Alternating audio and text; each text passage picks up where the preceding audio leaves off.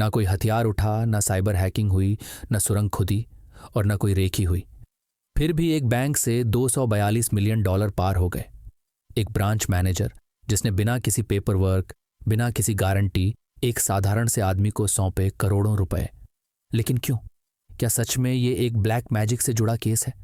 कौन था वो आदमी जिसने दुबई को 2000 करोड़ का चूना लगाया? क्यों सिर्फ उसकी आंखों में देखते ही मैनेजर अपने होश गंवा बैठा?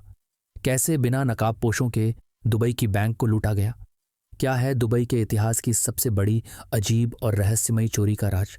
जानने के लिए वीडियो में आखिर तक बने रहें।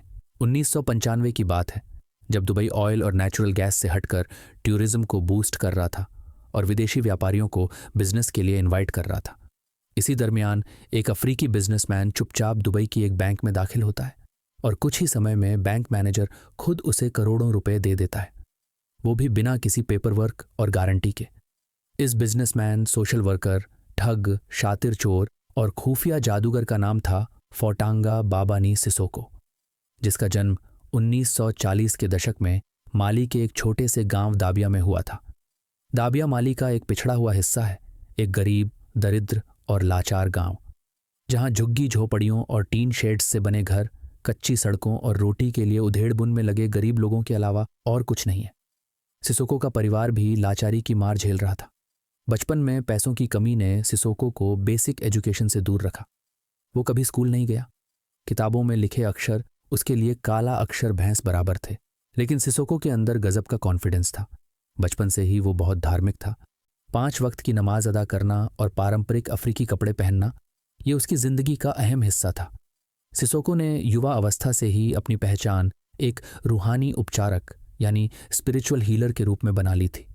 जबकि उसके आस पड़ोसी मानते हैं कि सिसोको के पास कोई तो अलौकिक शक्ति थी, लेकिन रूहानी इलाज और छोटी मोटी मजदूरी से सिसोको का गुजारा संभव नहीं था।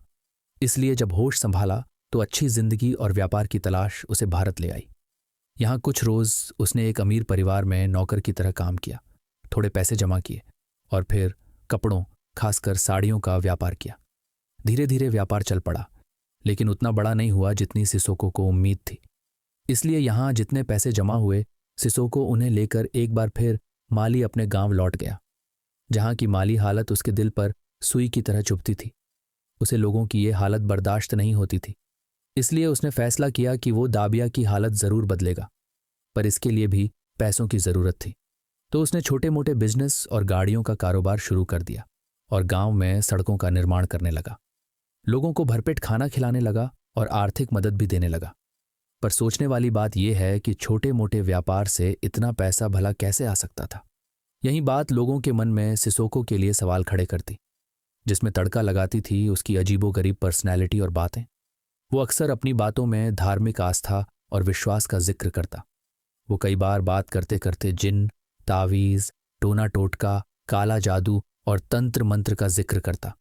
उसके लिए धर्म कर्म ही सब कुछ था, जिस वजह से लोग आपस में खुसफुसाते कि उसके पास जरूर कोई रूहानी ताकत है, जैसे जिन, शैतान या कुछ और, जो उसे बेशुमार दौलत भी दे रहा है और नाम भी।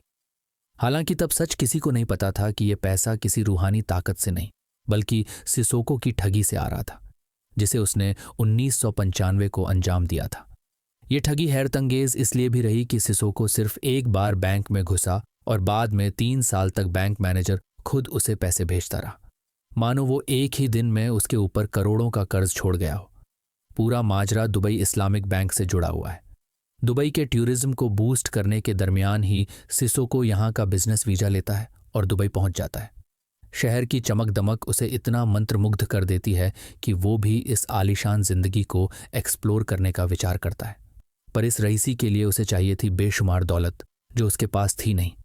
लेकिन पैसा कमाने के लिए उसके दिमाग में एक खुराफाती आइडिया ज़रूर था, जिसे एग्जीक्यूट करने के लिए वो एक सुबह दुबई के सबसे बड़े प्राइवेट बैंक्स में शुमार दुबई इस्लामिक बैंक के हेडक्वार्टर में पहुंच जाता है। सुबह का वक्त था तो सभी कर्मचारी अपने अपने काम में लगे हुए थे। इसी बीच एक एम्प्लॉय सिसोको को देखता है और काम पूछता है, जिस पर वो बैंक मैनेजर से मिलने के लिए कहता है। लेकिन दुबई में मैनेजर कोई छोटी मोटी पोस्ट नहीं है, बल्कि एक बड़ा पद है, और इस सीट पर जो शख्स बैठता है उसे भी बड़े सम्मान के साथ देखा जाता है। लिहाजा उनकी सेफ्टी और बैंक के नियम कायदों के चलते किसी भी व्यक्ति को ऐसे सीधे तौर पर मैनेजर से मिलने की इजाज़त नहीं होती। इसलिए एम्प्लॉय ने मना कर दिया कि वो इस तरह से नहीं मिल सकते।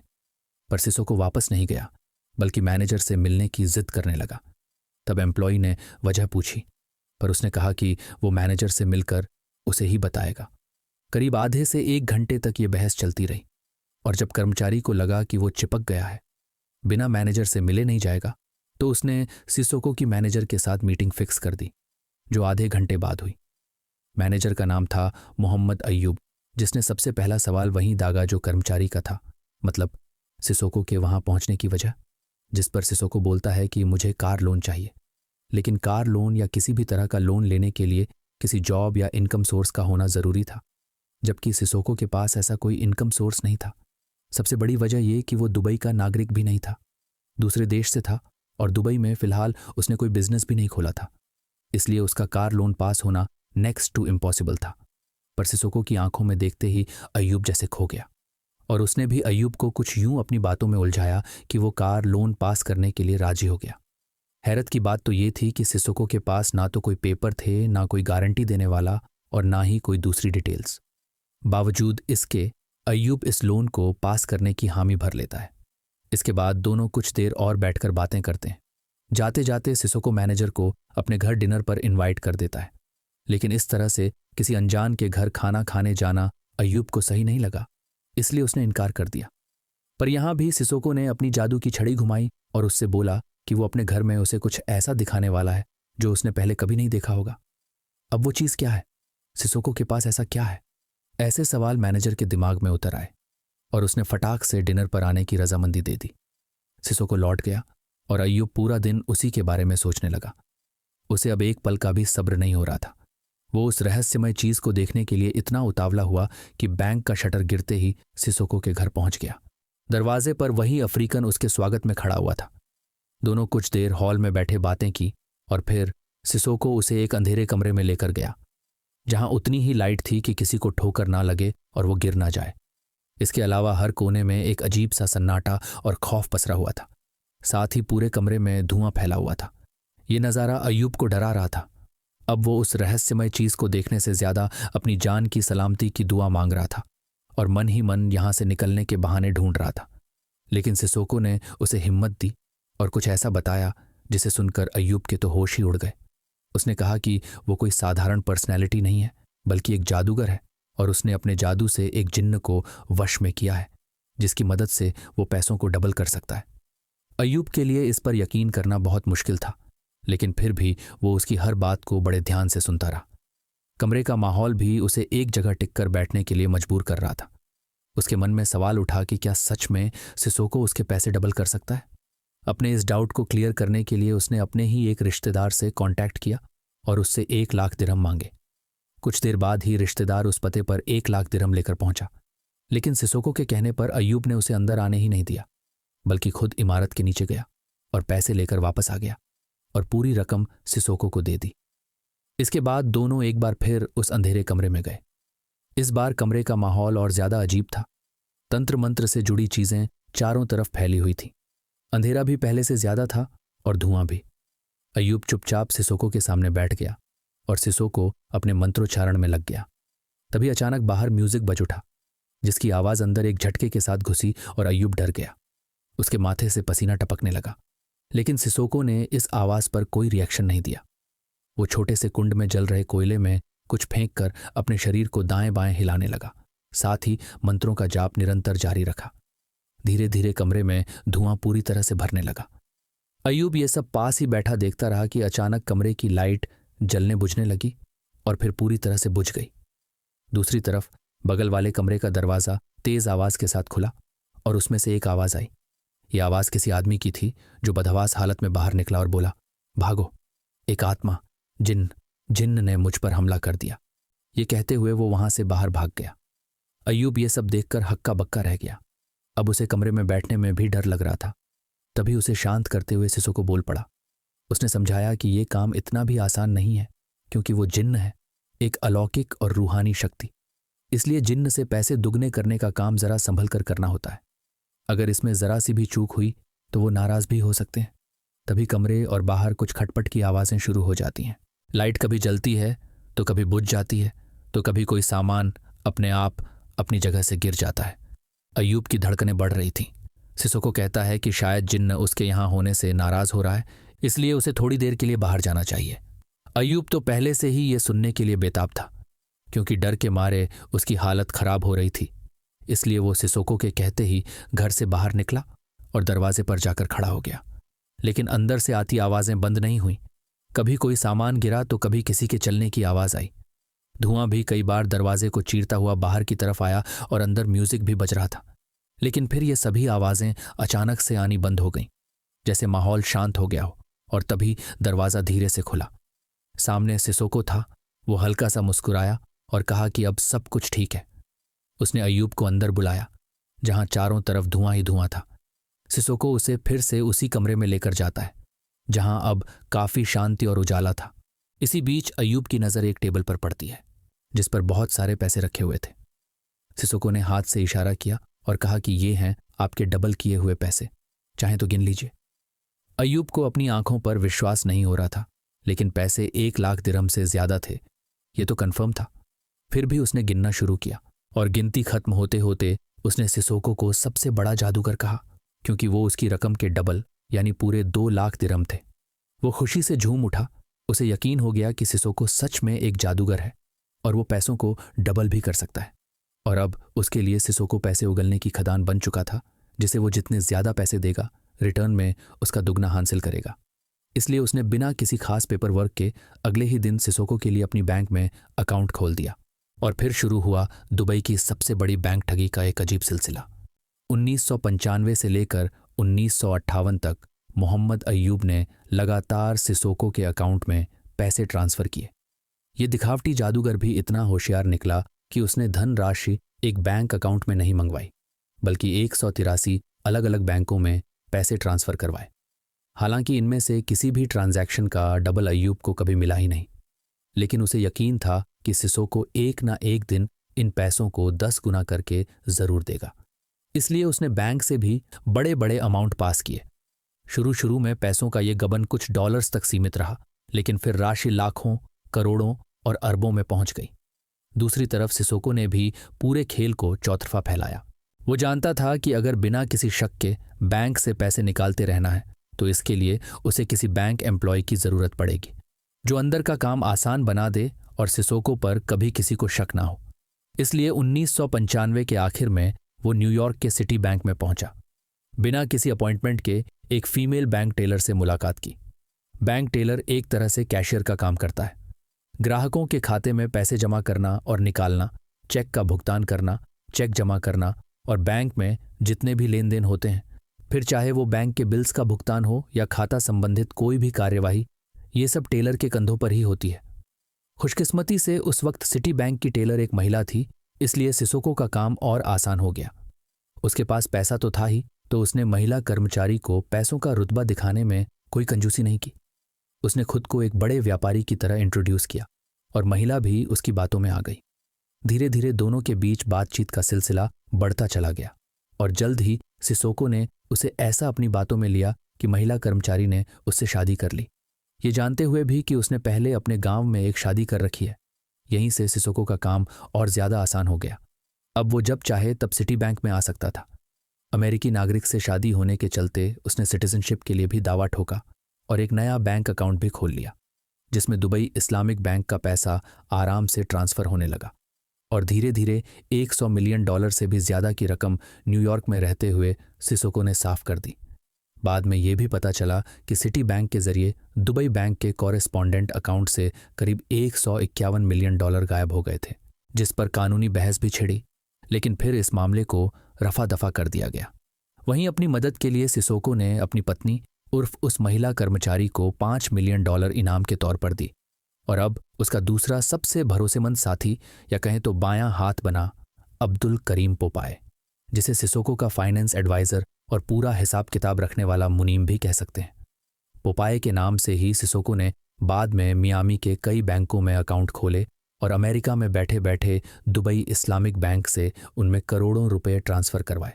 जैसे सिसोको के ही कहने पर पोपाए ने मियामी की बार्नेट बैंक में खाता खोला, जिसमें $26.5 मिलियन ट्रांसफर हुए, जो यहां से होते हुए सीधा सिसोको के खाते में पहुंचे। इसके बाद सिटी नेशनल बैंक का नंबर लगा। यहाँ भी पोपाय के खातों में 10.7 मिलियन डॉलर आए। इसके बाद नेशनल बैंक में 2.4 million dollar, first union bank में 1.4 million dollar, commerce bank NA में छोटे छोटे ट्रांजैक्शन से पूरे 400 मिलियन डॉलर का ट्रांसफर हुआ। ये पैसे जा तो सिसोको के ही अकाउंट में रहे थे, लेकिन बीच बीच में पोपाय भी अपने खर्चे पूरे कर रहा था। उसने बैंक के अधिकारियों के साथ मिलकर ये पूरा गेम खेला और अमेरिका में ही एक राजनेता की बेटी को $60,000 की लग्जरी कार गिफ्ट की। इसी तरह उसने कई पॉलिटिशियंस को महंगे महंगे गिफ्ट देकर अपनी तरफ कर लिया। दूसरी तरफ अय्यूब ने भी सभी ट्रांजैक्शंस की जिम्मेदारी अपने कंधों पर ले ली। बैंक से जितना भी अमाउंट सिसोको या पोपाय के अकाउंट में भेजा जाता उसे अय्यूब ही पास करता था। अब क्योंकि वो एक अधिकारी था तो उससे सवाल जवाब करने की हिम्मत किसी में थी नहीं। ऊपर से बैंक में लंबे समय तक बाहरी ऑडिट भी नहीं हुई, इसलिए पैसों की हेराफेरी आसानी से चलती रही। और इन 3 सालों में सिसोको के खाते में दुबई इस्लामिक बैंक से पूरे 242 मिलियन डॉलर यानी करीब 2000 करोड़ रुपए पहुंचा दिए गए। पैसों की चमक अब सिसोको की नज़रों में भी साफ दिख रही थी। गरीबी में उसने जो जो सपने देखे थे वो हर उस सपने को पूरा करने लगा।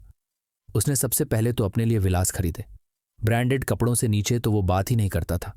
हालांकि उसके पहनावे में सूट बूट ने कभी जगह नहीं बनाई, बल्कि वो हमेशा अफ्रीका के पारंपरिक कपड़े ही पहनता था। लेकिन ये दुनिया के सबसे महंगे कपड़े हुआ करते थे।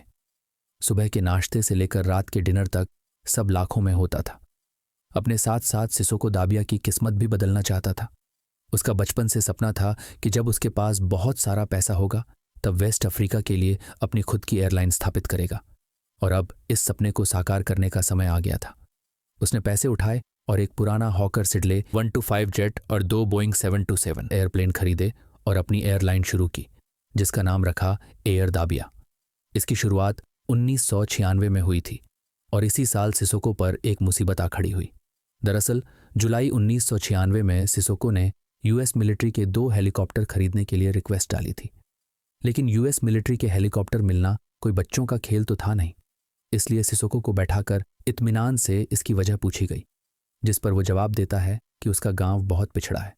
वहाँ लोगों के लिए हेल्थ सेंटर यानी हॉस्पिटल तो है, लेकिन पिछड़े इलाकों से बहुत दूर, और सड़कों की बदहाल स्थिति एम्बुलेंस को वहां तक पहुंचने की इजाज़त नहीं देती, जिस वजह से अक्सर बीमार लोग अस्पताल पहुंचने से पहले ही दम तोड़ देते हैं।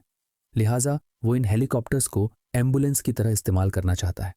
इनमें गरीब और मजलूम बीमार लोगों को बिठाकर वो जल्द से जल्द अस्पताल पहुंचाएगा ताकि इलाज के अभाव में किसी की जान ना जाए। US मिलिट्री ने सिसोको की बात बड़े ध्यान से सुनी, लेकिन उन्हें उस पर रत्ती भर भी विश्वास नहीं था। उन्हें लगा कि वो इन हेलीकॉप्टर्स को ड्रग्स, अफीम और गैर कानूनी चीज़ों की तस्करी के लिए इस्तेमाल करेगा। इसलिए इस रिक्वेस्ट को खारिज कर दिया गया। लेकिन सिसोको के सिर पर मिलिट्री चॉपर खरीदने का भूत सवार था, इसलिए अगले ही दिन वो अपने एक साथी के साथ उसी अफसर के पास पहुंचा और उसे $30,000 की रिश्वत ऑफर की। पर शायद उस दिन सिसोको की किस्मत ही खराब थी। वो ऑफिसर ईमानदार निकला और उसने अपने सीनियर्स को सिसोको की हरकत की खबर कर दी, जिस वजह से उसके खिलाफ अरेस्ट वारंट निकाला गया। लेकिन उस वक्त सिसोको अमेरिका में था ही नहीं, बल्कि वो तो स्विट्जरलैंड पहुंच चुका था, जिस वजह से अमेरिकन गवर्नमेंट उसके खिलाफ इंटरनेशनल वारंट जारी करती है और जल्द ही स्विट्जरलैंड के जिनेवा से उसे अरेस्ट कर वहीं जेल में डाल दिया जाता है। साथ ही अमेरिका भेजने के लिए पेपरवर्क भी शुरू हो जाता है। सिसोको के लिए यह सबसे मुश्किल वक्त था, क्योंकि ना तो यहाँ उसका पैसा काम आ रहा था, ना पावर और ना ही पहचान। वो जल बिन मछली की तरह तड़पने लगा, क्योंकि उसे पता था कि अगर अमेरिका पहुंचने से पहले कोई तिकड़म नहीं लगाई तो उसका पुराना कच्चा चिट्ठा खुलकर सामने आ जाएगा। तब उसने अमेरिका के एक लॉयर थॉमस स्पेंसर को हायर किया और उनसे कहा कि वो उसे जिनेवा की जेल में आकर मिले ताकि वो अपने केस को डिस्कस कर सकें। थॉमस भी अगले ही दिन जिनेवा की जेल में पहुंच गए। यहाँ दोनों के बीच घंटों लंबी बातचीत होती है और इसके कुछ दिन बाद ही सिसोको को अमेरिका में डिपोर्ट कर दिया जाता है, जहाँ मियामी, फ्लोरिडा की एक जेल में उसे शिफ्ट किया जाता है। वहीं बाहर थॉमस की पहली कोशिश ये थी कि वो किसी तरह सिसोको को बेल पर बाहर निकाल लें ताकि ट्रायल शुरू होने तक सिसोको को जेल में ना सड़ना पड़े। लेकिन अपोजिशन में बैठे लॉयर नहीं चाहते थे कि सिसोको को बेल मिले, क्योंकि उन्हें लग रहा था कि अगर उसे बेल मिली तो वो अमेरिका छोड़कर फरार हो जाएगा। वहीं थॉमस भी एक के बाद एक दांव फेंकते हैं। वो कोर्ट में पॉलिटिशियंस, बिजनेसमैन और देश के कुछ नामी लोगों को लेकर पहुंचते हैं, जो ये गवाही देने के लिए तैयार थे कि सिसोको एक अच्छा इंसान है। साथ ही ये लोग गारंटी दे रहे थे कि वो देश छोड़कर नहीं भागेगा। जज ने भी इससे पहले एक साथ इतने पॉलिटिशियंस को कभी कोर्ट में नहीं देखा था। और सबसे बड़ी बात, सिसोको की लीगल टीम कोर्ट में अपील डालती है कि सिसोको जितना चाहे उतना बेल अमाउंट पे करने को तैयार है, जो गारंटी के तौर पर दिए जाएंगे ताकि कोर्ट को भरोसा हो जाए कि वो कहीं नहीं भागेगा। इस तरह जज पर भी दबाव बन रहा था, लेकिन कहीं ना कहीं वो भी सिसोको को आज़ाद नहीं करना चाहते थे। इसलिए वो फैसला करते हैं कि बेल अमाउंट इतना ज़्यादा रखेंगे जितना फ्लोरिडा, बल्कि अमेरिका के इतिहास में पहले कभी नहीं रखा गया हो। और वो फैसला देते हैं कि सिसोको को इस बेल के लिए $20 मिलियन भरने होंगे। ये सुनते ही कोर्ट में बैठे लोग भी हक्का बक्का रह जाते हैं, क्योंकि $20 मिलियन एक बेल के लिए बहुत ज़्यादा थे। वो भी तब जब केस का ट्रायल अभी शुरू भी नहीं हुआ था। सभी के साथ साथ जूरी को भी लगा कि सिसोको इतना बड़ा अमाउंट पे करने से इनकार कर देगा और उसकी बेल खारिज हो जाएगी। लेकिन हुआ बिल्कुल इसका उल्टा। उसने फैसला स्वीकार किया और $20 मिलियन पे कर जेल से बाहर आ गया। बाहर आते ही उसने सबसे पहले अपनी पूरी लीगल टीम, जिसमें थॉमस भी शामिल था, उन्हें एक एक Mercedes Benz 300 SL car gift की। प्रत्येक गाड़ी की कीमत $65,000 थी।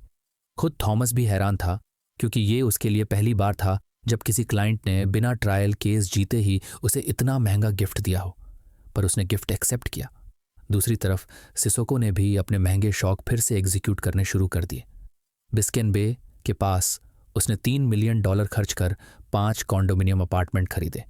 इनके अलावा एक बिल्डिंग की 26वीं मंजिल पर 10 आलीशान फ्लैट खरीदे और करीब 35 लग्जरी गाड़ियां खरीदी, जिनमें मर्सिडीज और जैगुआर से नीचे तो कोई गाड़ी नहीं थी।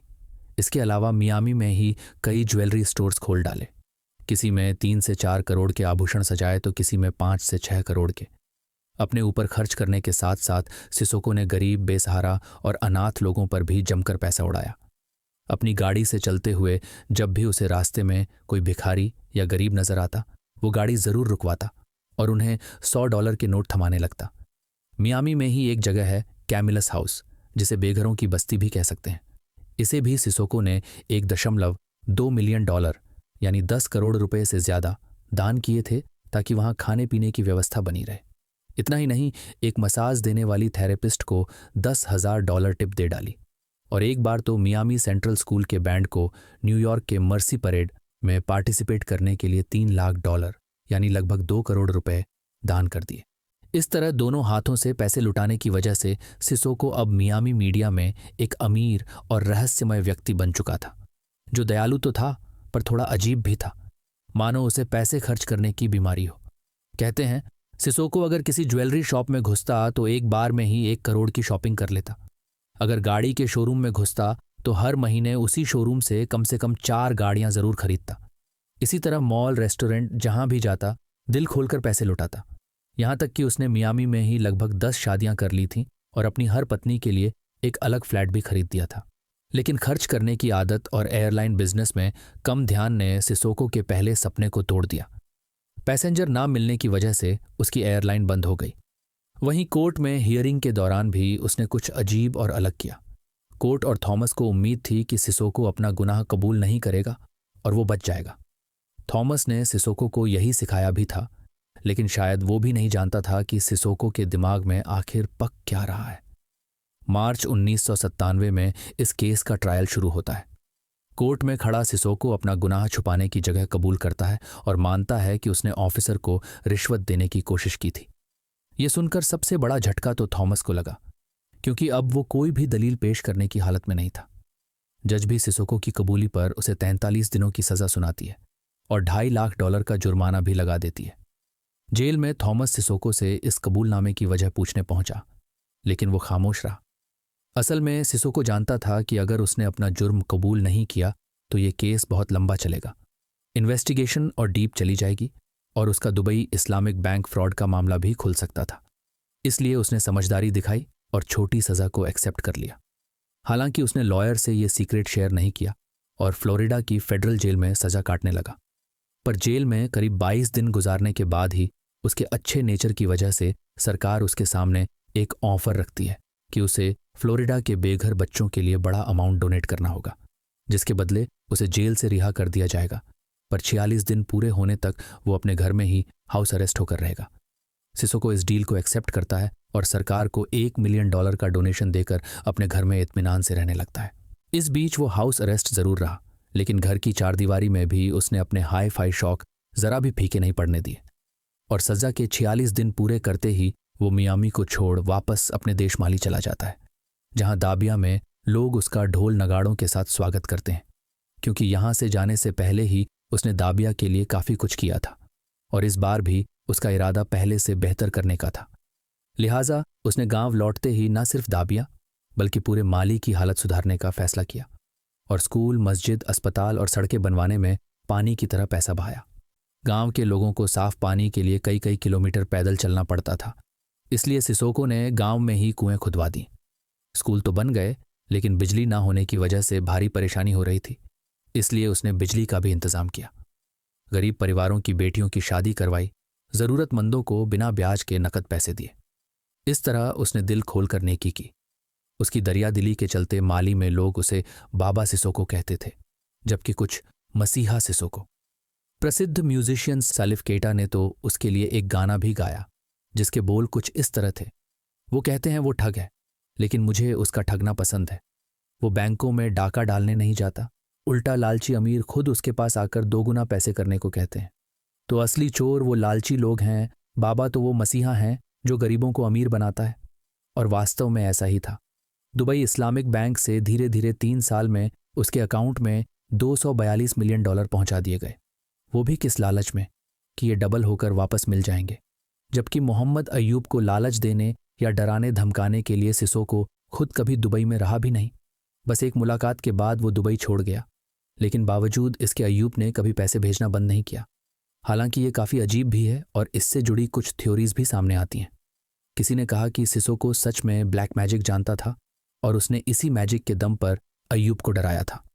कुछ रिपोर्ट्स ये भी कहती हैं कि जब इन्वेस्टिगेशन हुई तो अय्यूब के कमरे में बेड के एक कोने पर काले रंग का मोटा सा कपड़ा बंधा हुआ था जिसके अंदर कुछ भरा गया था। अय्यूब का कहना था कि ये सिसोको ने ही बांधा था और वो कहता था कि इस कपड़े के जरिए वो हर वक्त उस पर नज़र रखे हुए है। जबकि एक थ्योरी ये भी कहती है कि ये सब अय्यूब ने अपने लालच की वजह से किया। उसे लगा कि पैसे कभी ना कभी तो डबल होंगे और जब 1 से 2 गुना पैसे आएंगे तो वो नौकरी छोड़कर जिंदगी भर ऐशो आराम से जिएगा। वहीं एक थ्योरी ये रही कि सिसोको ने अय्यूब को धमकी दी थी कि अगर उसने किसी को भी सिसोको के बारे में कुछ बताया तो वो उसकी पोल खोल देगा कि उसने बैंक से पैसों का घोटाला किया है। इसलिए अय्यूब उसके कहने पर हर बार पैसे भेजता रहा। लेकिन अब इस खेल से पर्दा हटने वाला था। 1997 के आखिर तक बैंक के कर्मचारी और अधिकारियों को अय्यूब पर शक होने लगा, क्योंकि वो लगभग हर महीने बैंक से बड़े बड़े ट्रांजैक्शन कर रहा था और हर ट्रांजैक्शन की डिटेल्स अपने तक ही सीमित रखता था। उसने एक डेबिट कार्ड भी इशू किया था जो सिसोको के लिए था। इस डेबिट कार्ड से करोड़ों की शॉपिंग हो रही थी, लेकिन कोई भी जानकारी ऑफिशियल्स तक पहुंचने से पहले ही वो डिलीट कर देता था और नुकसान पूरा बैंक उठा रही थी।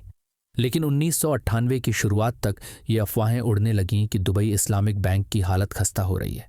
बैंक के खर्चे बढ़ रहे थे और इनकम के नाम पर कुछ नहीं था। नौबत यहां तक पहुंच गई थी कि एम्प्लॉयज़ की सैलरी निकालने में भी मुश्किलें आने लगीं। तब एक बहुत बड़ी ऑडिट बैंक में करवाई जाती है, जिसे अंजाम देने के लिए इंग्लैंड से कुछ बड़े बड़े ऑफिसर्स को भेजा जाता है और अय्यूब को इस ऑडिट में किसी भी तरह का इंटरफेयर करने की इजाज़त नहीं थी। अय्यूब को दूर रखा जाता है और अकाउंटेंट्स पिछले 5 साल की सभी एंट्रीज और बैलेंस शीट्स को चेक करते हैं, जिसमें यह पता चलता है कि गुजरे 3 सालों में बैंक से कई मिलियन डॉलर का घोटाला किया गया है। करोड़ों रुपए की रसीदों का कुछ अता पता ही नहीं था और ये ट्रांजैक्शंस अय्यूब की देखरेख में हो रहे थे। वहीं जब एम्प्लॉयज़ से पूछा गया तो उन्हें कुछ खबर थी ही नहीं। सबका एक ही जवाब था कि जो भी लेन देन हुआ है वो अय्यूब की निगरानी में हुआ है, और क्योंकि वो एक अधिकारी था तो उसे भला कोई क्या कह सकता था। वहीं अय्यूब भी समझ गया कि अब उसके ऊपर इन्वेस्टिगेशन की तलवार लटकने वाली है, इसलिए वो अपने एक एम्प्लॉय को सब सच सच बताने का फैसला करता है और कहता है कि उसने सिसोको नाम के एक जादूगर के खाते में करोड़ों रुपए भेजे हैं।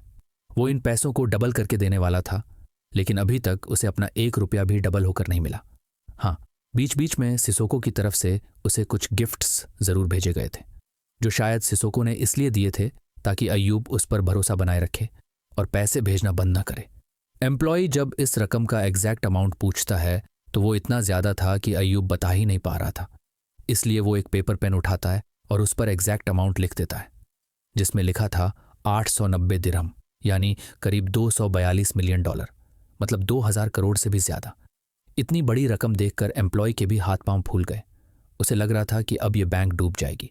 और जल्द ही ये बात ऑफिशियल्स और अकाउंटेंट्स तक भी पहुंच गई। धीरे धीरे बैंक के खाता धारकों तक भी ये खबर पहुंच गई और वो अपने पैसों के लिए बाहर प्रोटेस्ट शुरू कर देते हैं। मीडिया हाउसेज में भी इस घोटाले की चिंगारी फूट चुकी थी और न्यूज़ हेडलाइंस भी दुबई के सबसे बड़े स्कैम से घिर गई थी। कुछ ही घंटों में माहौल काबू से बाहर होने लगा। बैंक के कर्मचारी भी अपनी सैलरी को लेकर परेशान थे। ऊपर से खाता धारकों का हंगामा बढ़ता ही जा रहा था। इसलिए दुबई गवर्नमेंट बीच में आने का फैसला करती है और अगले दिन न्यूज़पेपर में ये छपवाती है कि सब कुछ कंट्रोल में है। दुबई इस्लामिक बैंक नहीं डूबेगा। सभी के डिपॉजिट्स को सेफ रखने की जिम्मेदारी दुबई सरकार और सेंट्रल बैंक की है। इसलिए ग्राहक घबराए नहीं, उनका पैसा सुरक्षित है और केस की इन्वेस्टिगेशन चल रही है। वहीं बैंक के ऑनर्स को भी इसमें भारी नुकसान उठाना पड़ा, क्योंकि ये एक प्राइवेट बैंक था। इसलिए घोटाले की ज़्यादातर रकम ऑनर्स को ही चुकानी पड़ी, जबकि बचे कुचे पैसे सरकार और सेंट्रल बैंक ने मिलकर भरे। इस तरह से बैंक को तो डूबने से बचा लिया गया, लेकिन अय्यूब को उसकी करतूत के लिए गिरफ्तार कर लिया गया। वहीं इन्वेस्टिगेशन में न्यूयॉर्क के सिटी बैंक का नाम भी आ जाता है, जिस पर दुबई इस्लामिक बैंक एक मुकदमा दायर करते हुए इल्ज़ाम लगाती है कि उन्होंने अपने अकाउंट में इतनी बड़ी बड़ी रकम को एक्सेप्ट करने से पहले एक बार भी कोई जांच पड़ताल नहीं की। इस तरह ये मनी लॉन्ड्रिंग हुई। साथ ही सिटी बैंक पर $51 मिलियन का हर्जाना भी मांगा गया। दुबई इस्लामिक बैंक ने अमेरिका में ही एक इन्वेस्टिगेशन एजेंसी भी हायर की, जिसने अपनी रिपोर्ट में बताया कि इन बैंक फ्रॉड से अय्यूब को $1 का भी फायदा नहीं हुआ है, बल्कि उसने तो ये पैसे डायरेक्ट सिसोको द्वारा बताए गए खातों में भेजे थे और सिटी बैंक से पैसे निकालने में एक बैंक एम्प्लॉय ने उसकी मदद भी की, जो असल में उसकी बीवी थी। लिहाजा उसकी बीवी को भी गिरफ्तार कर लिया गया। साथ ही सिसोको को गिरफ्तार करने के लिए इंटरपोल द्वारा इंटरनेशनल वारंट जारी कर दिया गया। मतलब अब अगर सिसोको कहीं भी ट्रैवल करता है तो उसे पकड़ा जाएगा। लेकिन सिसोको को सब पहले ही पता चल चुका था। उसे पता था कि आज नहीं तो कल उसके खिलाफ इंटरनेशनल वारंट जारी होगा ही। इसलिए उसने अपना आखिरी दांव पहले ही खेल लिया था। दरअसल अमेरिकन जेल से छूटने के बाद ही सिसोको को यह अंदाजा हो गया था। इसलिए उसने मियामी में अपनी प्रॉपर्टी, गाड़ियां, सब कुछ छोड़ दिया और माली में अपने गांव जाकर सेटल हो गया, क्योंकि माली वो देश है जिसकी किसी भी दूसरे देश के साथ एक्स्ट्राडिशन ट्रीटी नहीं है। ये एक ऑफिशियल संधि या समझौता होता है जिसके तहत एक देश दूसरे देश से किसी ऐसे व्यक्ति को सौंपने के लिए सहमत होता है जिसने कोई अपराध किया हो। उदाहरण के लिए, अगर माली और अमेरिका के बीच एक्स्ट्राडिशन ट्रीटी होती तो अमेरिका माली पर दबाव बनाता कि वो सिसोको को उनके हवाले कर दे, क्योंकि वो उनके देश में वांटेड था और माली को ट्रीटी के तहत सिसोको को अमेरिका भेजना होता। लेकिन माली की अमेरिका से, बल्कि किसी भी देश से ये संधि थी ही नहीं। यानी सिसोको को यहाँ से कोई भी देश चाहकर भी गिरफ्तार नहीं कर सकता था। ऊपर से माली और मियामी के लोगों ने तो उसे रॉबिन हुड का टाइटल दे दिया था। इसलिए लोग भी उसकी गिरफ्तारी का विरोध करते। इस कारण अमेरिका और दुबई के हाथ सिसोको कभी लगा ही नहीं और सिसोको ताउम्र माली में ही रहा। खुद को हर खतरे से बचाने के लिए उसने एक दांव और खेला। उसने 2002 में माली में ही पार्लियामेंट इलेक्शन का टिकट खरीदा और लोगों के बीच अपनी दानवीर छवि की वजह से सिसोको को भारी वोट भी मिले और वो माली की संसद के लिए चुना गया। 2014 तक सिसोको सांसद रहा। पॉलिटिकल पावर की वजह से भी सिसोको पर कार्रवाई करना मुश्किल हो गया।